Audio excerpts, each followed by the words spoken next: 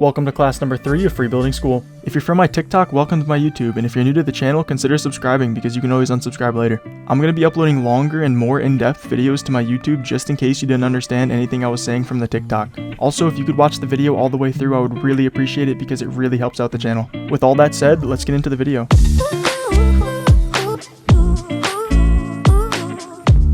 If you've seen me on TikTok, you probably know what this series is about, but if you haven't, let me tell you real quick.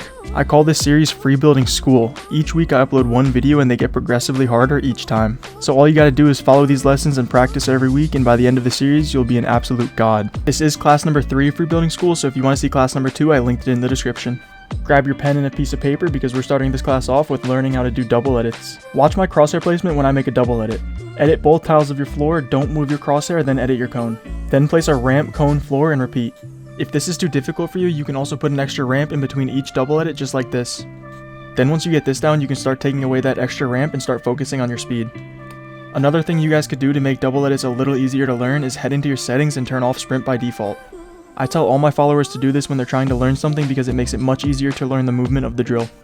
The next lesson we have for today is side jumps. Practice this drill right here to get better with them. It's really important to practice side jumping on both sides for balance. If you struggle with side jumping and landing on a ramp, start by practicing these here. Before you can learn how to side jump and land on a ramp, you need to perfect side jumping and landing on a floor. And to actually do a side jump, make sure you do it like this. You're going to want to jump from about right here, and you're going to want to jump at an angle. So I'm going to run at an angle, jump, and immediately place a floor ramp under myself. Also make sure you pull back on your left stick right after you jump so you don't have as much forward momentum. If you don't pull back on your stick right after you jump, you're going to land under your ramp and your side jumps are going to look like this. This happens to a lot of people, and the reason is because you have too much forward momentum. So a quick easy fix to this problem is just pulling back on your left stick so you lose some of that momentum and you can land on top of the ramp. The next thing I want you guys to learn is how to catch a cone with a floor. We learned how to catch a cone with a wall in last class, but now I want you to learn how to do it this way. This move is really important because it will allow you to do retakes like this. It's also really important to place your floor quickly so your cone doesn't break. That's because if your cone breaks, you'll have absolutely no protection from someone above you or behind you. So practicing on placing that floor quickly will keep the cone from not breaking and will protect you from anyone behind you or above you.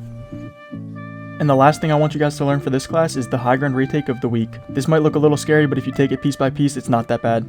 Jump over, place your ramps, then place your cones. Then you go to the other side and you just repeat that process. This retake is really good and I'm going to show you why. So let's say you do this retake and there's somebody above you. First of all, it's going to be really hard for them to predict where you're going because you can go out this way, or you can keep going forward. On top of that, this retake is really protective and it's hard to get shot down when you're doing this retake. This retake is also really good for arena, so keep that in mind. If you're still struggling with this retake, I'm going to put it in slow motion right here just so you can really analyze it and take it piece by piece. That's all I have for this video, guys. If you enjoyed this video and you want to see more, make sure you drop a sub so you don't miss out on class 4. Also, if you want to help me even more, make sure you use code VISILU in the item shop because it helps me a lot more than you think. If you made it to this part in the video, drop a yellow heart in the comments so I know who the real ones are. With all that said, guys, I will catch you in the next one. Take care and peace.